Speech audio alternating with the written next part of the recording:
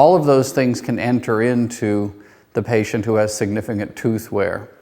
So what I'd like to do, just to introduce the concept and sort of start our entire discussion around wear, is simply look at what it is about wear patients that in fact scares us, if you will.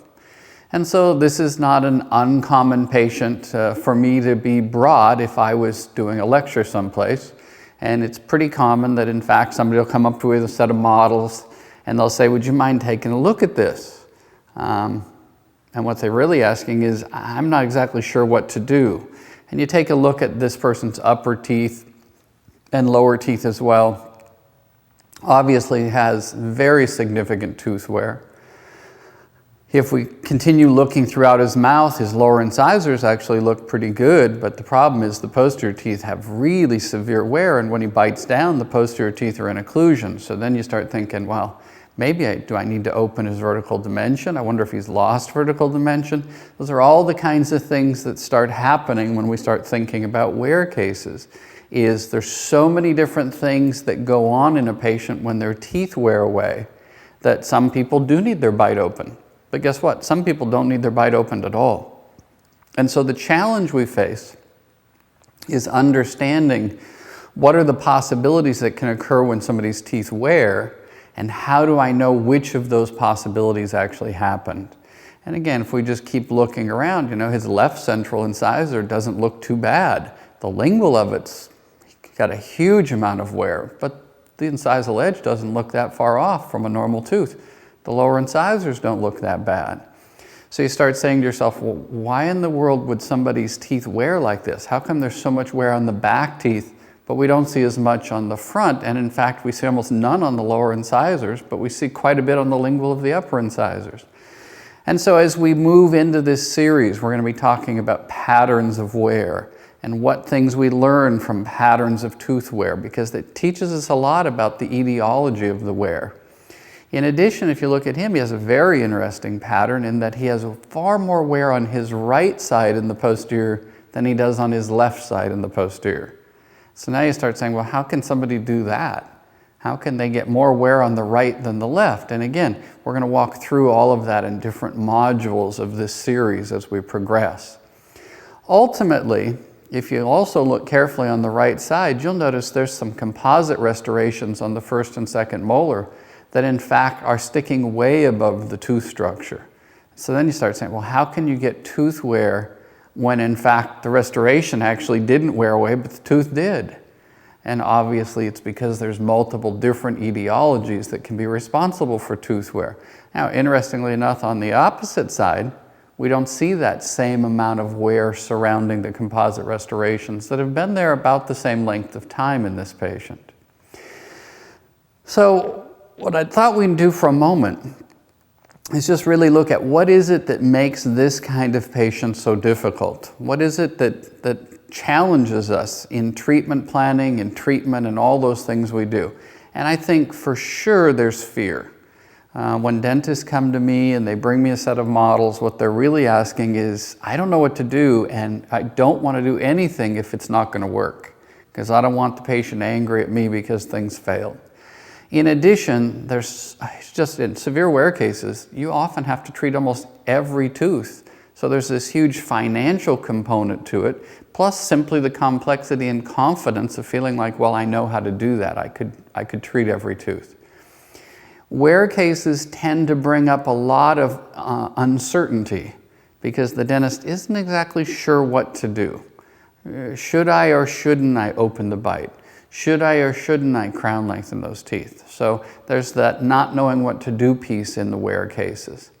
Then you start having the actual restorative problems. So in this person's posterior teeth, there's not a lot of tooth structure. His maxillary premolars are very, very short. So then you go, well, how in the world, I can't even put a restoration on there. If I prep the tooth, there's no tooth left.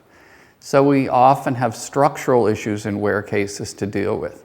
In addition, if you look at it, you'd say, well, how in the world, there's no space for restorative material, I have to open his bite? And the answer is sometimes yes, sometimes no. So these are the kinds of things that introduce difficulty in wear cases. And as I said, there's the whole question of do you or don't you alter vertical dimension. Now, on top of all of those concerns, there's the fear factor. And what is it we're really afraid of typically? Broken porcelain, broken preparations, broken implants, broken solder joints on bridges, basically failure of what we do, and probably the biggest one of all is just the unknown, is treating a patient without really knowing, is it going to work? Is it going to be predictable or not? And that can be very unsettling. Now, is there a reason we should be afraid? And the answer obviously is absolutely. So this is a patient I treated in 1985. He was a young fellow, 21 years old. He'd lost the right lateral cuspid and premolars in an accident. He opened his grandmother's garage door and the big spring that held the door broke and it sprung out, hit him in the face, and took out these teeth and a bunch of bone. If you look, for age 21, he has really significant wear on his central incisors, and in particular his right central. He likes grinding off to the right a lot, and he's only 21 years old.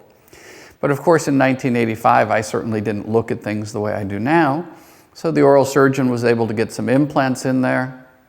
I did a restoration. We cantilevered the lateral off of the cuspid and two bicuspid implants, and honestly, I was very happy with the results. Until he called one day and he said, you know, my bridge is loose. Now, typically loose to me means, you got to take a screwdriver, tighten the implant screws. In his case, loose was he handed me the bridge. And I looked at it because I realized when he handed it to me with the abutments connected to it. In other words, there was no loose screws here, but there were broken abutments. When you looked up in his mouth, there were the abutment screws still in the implants.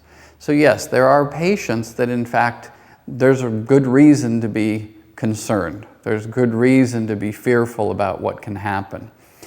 And another example, this is a patient I treated in 1983, 1984, right when implants kind of first came into the US market.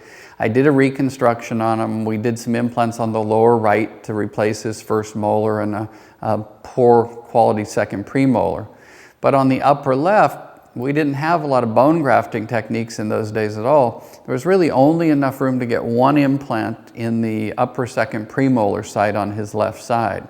So I restored the upper left with just a second bicuspid occlusion. Now, he called me one day and said, you know, that tooth is loose. The only problem was the implants in this one weren't screw retained. In other words, the abutments didn't use screws. You actually cemented them into the implants. So I thought, well, maybe the cement came loose.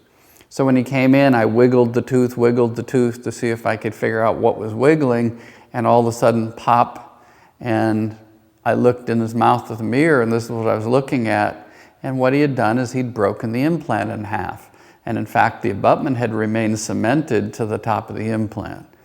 So absolutely, there are patients that we need to be fearful about.